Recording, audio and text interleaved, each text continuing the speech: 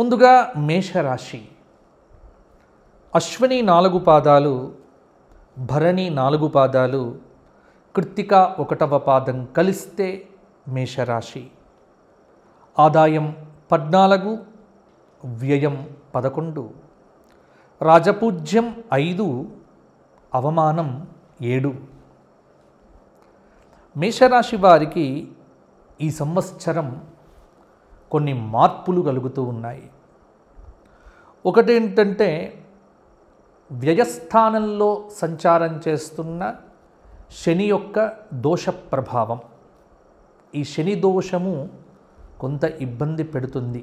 బృహస్పతి మే నుండి తృతీయ స్థానంలో సంచారం చేయటం, అంటే మిథునంలో, శని వ్యయస్థానంలో మీనంలో సంచారం చేయటం, రాహువు మే నుండి లాభస్థానమైనటువంటి కుంభంలో సంచారం చేయటం, కేతువు మే నుండి పంచమస్థానమైన సింహంలో సంచారం చేయటం వల్ల ఈ సంవత్సరం మేషరాశి వారికి మిశ్రమ ఫలితాలు అని చెప్పవచ్చు.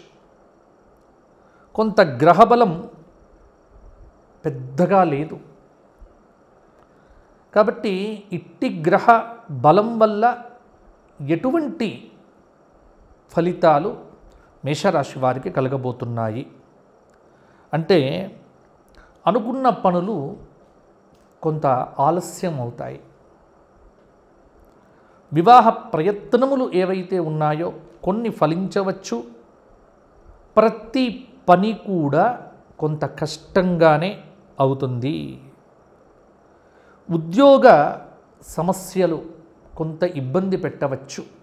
నిరుద్యోగులకు ఉద్యోగములు రావటం, ఉద్యోగం చేస్తున్నటువంటి వారికి ఉద్యోగ ప్రయత్నములు కావచ్చు, ఉద్యోగంలో ఉన్నటువంటి ప్రమోషన్స్ కావచ్చు, కొంత ఒత్తిడిగా ఉంటుంది. ఇక ఈ సంవత్సరం మేషరాశి విద్యార్థుల యొక్క భవిష్యత్తును చూస్తే చాలా శ్రమ పడితే అత్యుత్తమమైన ఫలితాలు సాధిస్తారు. ఇన్ని రోజులు అదృష్టం బాగుంది కాబట్టి ఎలా ఉన్నా బాగానే ఉంది, కానీ ఇప్పుడు కొంత మార్పు వచ్చింది. ఆదాయం కన్నా వ్యయం కొంత ఉండటం చేత ఈ సంవత్సరం వ్యాపారములు జాగ్రత్తగా చేయాలి. మేషరాశి వారు అన్ని విషయముల యందు విశ్వావసునామ సంవత్సరంలో జాగ్రత్తగా ఉండవలసిన అవసరం ఉన్నది. అప్పులు చేయకండి, అప్పులు ఇవ్వకండి.